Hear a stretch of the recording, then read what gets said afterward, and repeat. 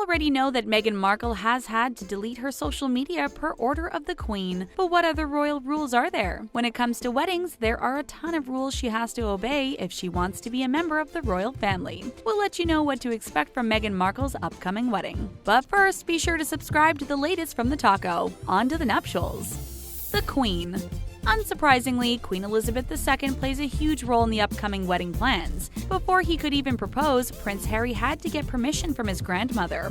While most other grooms-to-be are worried about asking the father of their intended, Prince Harry had to get the Queen's sign-off. And when it comes to sending out wedding invitations, that's up to the Queen entirely. That's right, Meghan Markle won't be licking stamps or examining paper samples. The Queen sends out invitations for royal weddings, all bearing her insignia. Each invitation will start with the inscription, "The Lord Chamberlain is commanded by the Queen to invite." They'll also specify the dress code, which we are guessing will be pretty formal. But even if you're a commoner who gets invited, don't think you'll be rubbing elbows with Her Majesty. During the ceremony, the royal side will be sitting on a different side of the church than the rest of the guests. Having a dedicated bride and groom side during the ceremony is becoming less common, but not when it comes to a royal family. While Prince William and Kate Middleton had about 1,900 guests at their wedding, Prince Harry and Meghan Markle will probably have about half that. They'll be married at St. George's Chapel in Windsor, which has a much smaller capacity. So that's less invitations that the Queen has to worry about.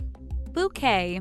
For most people, the bouquet is the most cherished of all bridal accessories. After all, how often do you get to just carry around a stunning floral arrangement? But Meghan Markle won't need to start a Pinterest page for her ideas, because her bouquet is pretty much selected for her. Each bouquet carried at the royal wedding needs to contain a sprig of myrtle from a specific bush that's over a century old. The tradition started with Princess Victoria in 1840 and is still going strong. Naturally, it was incorporated into the bouquet of Kate Middleton at her 2011 ceremony. Myrtle symbolizes good fortune in love and marriage, so it's a fitting addition to a bridal bouquet. The plant itself was a gift to Queen Victoria from the grandmother of her husband, Prince Albert. It grew in Germany before being transported to the Isle of Wight. In addition to the myrtle, it's expected that the bouquet will be comprised of primarily white flowers. Afterwards, the new royal bride is expected to do something very specific with her bouquet. It is to be laid at the tomb of the unknown warrior in Westminster Abbey. This tradition has been in place since the late Queen Elizabeth I. She did so to honor the late brother of her new husband, King George VI,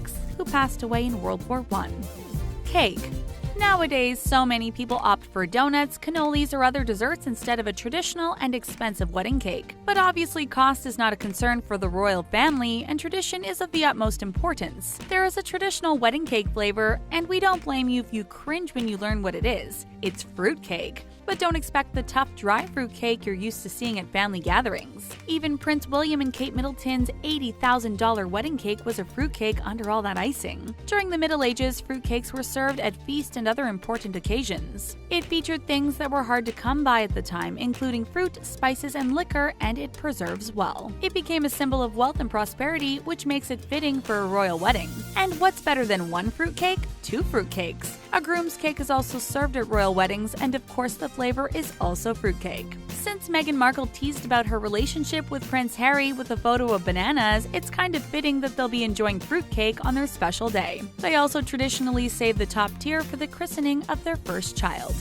Pre-wedding parties. Bachelor and bachelorette parties are supposed to be one last hurrah for the new couple. They're typically associated with drinking and debauchery, which are two things we don't associate with the royal family. But rest assured, Prince Harry and Meghan Markle will have their parties, as long as they play by the rules, of course.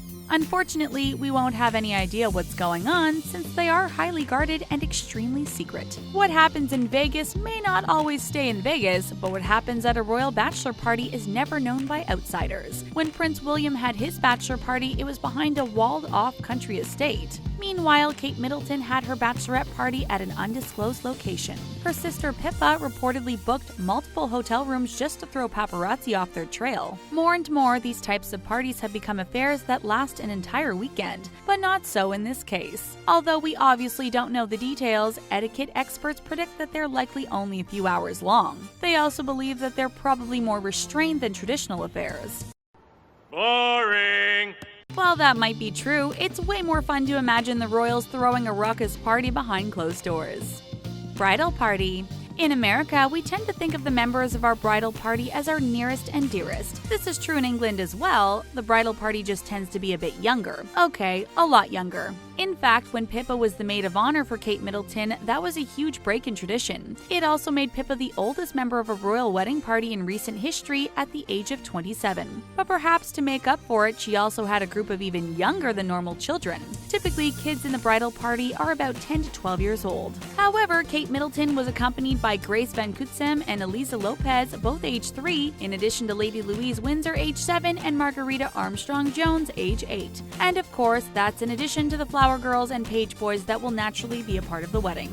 Some people love being surrounded by children, but to others it seems like a wedding nightmare. It's also traditional for them to wear white or other light colors that most brides would cringe at. Rings. When it comes to wedding bands, royal tradition takes a lot of the guesswork out of selecting them. Surprisingly, this beloved tradition isn't as old as many others that the family has to adhere to. It began when the Queen Mother married the Duke of York back in 1923. The pair used pure Welsh gold to create their rings. Saying that this gold is rare is an understatement. It came from the Clogau St. David gold mine, which was located in Dolgellau, Wales. We use the past tense there since it's no longer in operation, but while it was up and running, it was the most productive gold mine in the country, even making it into the Guinness Book of World Records. Since the mine is now defunct, this makes the gold from it even more precious and expensive. I love gold! Princess Margaret, Princess Anne, Princess Diana, Prince Charles, and the Duchess of Cornwall all have bands made of this Welsh gold, and we'd be surprised if the next royal couple didn't follow suit, especially since Meghan Markle's engagement ring features heirloom gems. It contains 2 diamonds from the late Princess Diana's collection and a central diamond from Botswana. Clogau gold typically has a pinkish tint to it, and the royal family tends to prefer their wedding bands on the plain side. Religion. Many people tend to think of the royal family as being obsessed with tradition, but they are actually flexible on some things. It's not at all unheard of for them to change their rules to adapt to modern times, and this is one such situation. When Meghan Markle began dating Prince Harry, tongues began wagging because she had been divorced. But divorce is no longer a dirty word in the royal family, and indeed Prince Charles divorced Princess Diana before marrying Camilla, who is also a divorcee. For a long time, the only thing worse for marrying a royal than having been divorced was being Roman Catholic. The history behind this seemingly arbitrary rule is actually quite interesting. The reigning monarch is technically the head of the Church of England, which is a Protestant Anglican church. Thus, it makes sense that the reigning monarch needs to also be a Protestant Anglican. This has been the case ever since it was established by Henry VIII in the 16th century. The last Catholic monarch to reign was Mary Tudor, and let's just say her rule didn't go well for Protestants. In 1701, it was declared that marrying a Roman Catholic meant you were abdicating your right to the throne. However, in 2015, an amendment was made. Now members of the royal family can marry someone who is Roman Catholic, however, that person still can't become monarch. This means that raising royal children in that faith would disqualify them from someday inheriting the throne. Dress.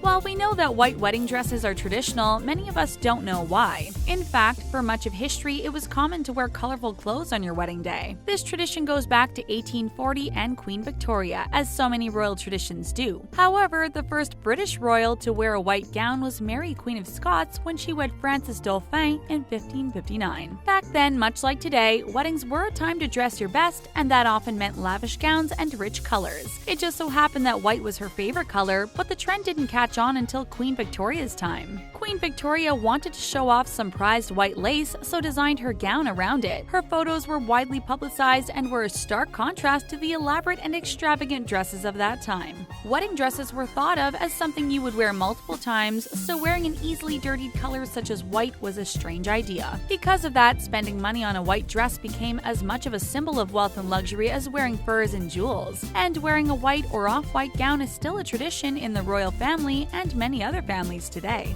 Tiara. Many non-royal brides opt to wear a tiara on their wedding day since it's pretty much the only time it's socially acceptable. But the royal family has rules about who is and who isn't allowed to wear this sparkling headpiece. In order to wear one, you need to either be married or it needs to be your wedding day. Gaining the ability to wear a tiara is an odd side effect of marriage, but we'll take it. And if you're in the royal family, you won't have to buy a tiara from a bridal boutique. The palace has an enormous collection of tiaras in addition to the fact that many wealthy families have their own heirloom tiara. Even royal brides who are quite distant from the throne have been known to wear one for their special day, such as Lady Melissa Percy, who wore the Northumberland tiara for her wedding to Thomas Van Straubenzee. Of course, there are a few people who decided to eschew the tiara tradition. Perhaps most notably, Camilla wore a feather headdress instead of a tiara to her wedding. But will Meghan Markle wear a tiara? She does have her own sense of style, but we can't imagine her turning down the chance to borrow a royal tiara for the day.